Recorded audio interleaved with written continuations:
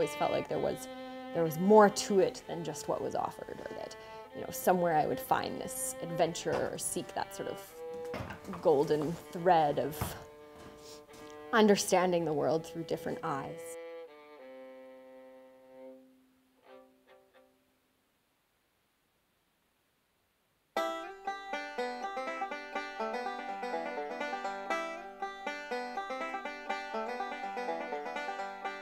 I was one of those girls who were obsessed with horses when they were little and had horse pictures all over my walls and would draw horses and read Saddle Club books and fantasized a lot about owning horses and riding, and was very much in love with them.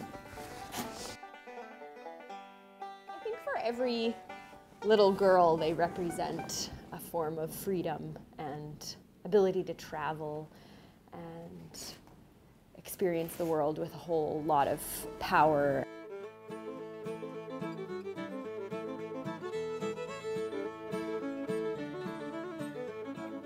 When I was 17, I moved to this ranch in northern Saskatchewan, and it was this working cattle ranch, and we did everything with horses. So we moved the cows with horses, we'd go check the pasture, and it was my dream job, and I was so excited to be working with horses every day and riding every day, but I was filled with all of this anger and like sadness and longing still, and I couldn't understand why when I was doing my dream and was working with horses I still would get upset at them or be mad that I couldn't communicate with them.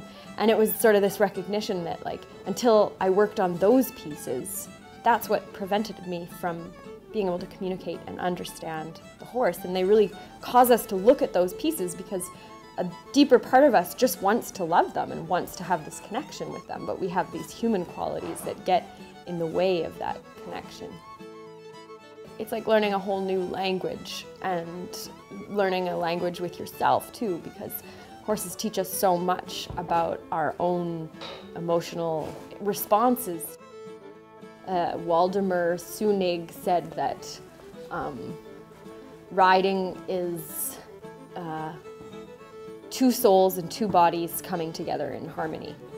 And it expresses this idea that when you truly have reached a communication or a lightness of being with the horse, you can move them through your thoughts or just even your breath, and they're willing to understand and communicate that. Or like really good dressage masters describe it as allowing the horse to express itself through your questions. It's a good boy. I'm living on landshare outside of Winnipeg.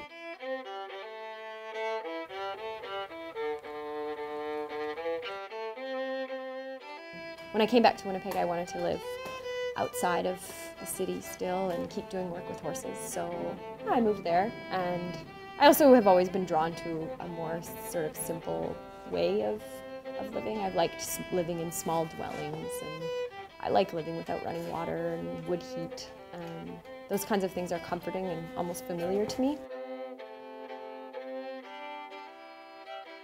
When you're directly connected to gathering firewood and building a fire and then heating your house or cooking your food off of that fire, it gives you this like bigger sense of what we're connected to.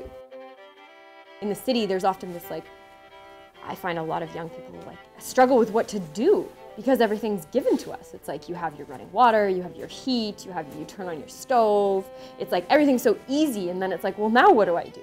It's like all of that's taken care of, so there's this question of like, what am I doing with myself? And yeah, and it's not necessarily related to going off to a far end of the country to find. It's really quite close to home.